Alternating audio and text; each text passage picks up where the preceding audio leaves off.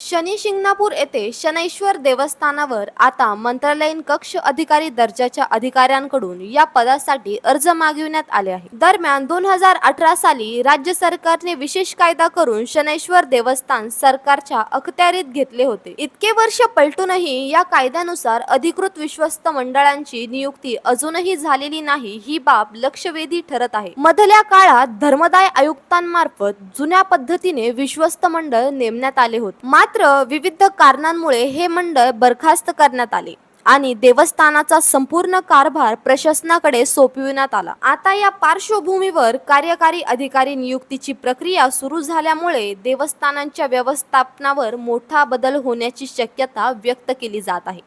याचबरोबर लवकरच नव्या विश्वस्त मंडळांच्या नियुक्तीचा मार्ग मोकळा होणार का, असा सवाल आता उपस्थित होतोय. एकीकडे प्रशासकीय बदल, दुसरीकडे वर्षानुवर्ष रखडलेले निर्णय आणि आता अचानक वेगाने घडणाऱ्या घडामोडी. शनैश्वर देवस्थानात नेमकं चाललंय काय?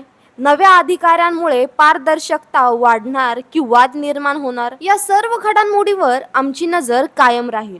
आपण पाहत आहात तुमचं विश्वासू न्यूज चॅनल प्रहार न्यूज लाईन. संतोष टेमक, शनी शिंगणापूर.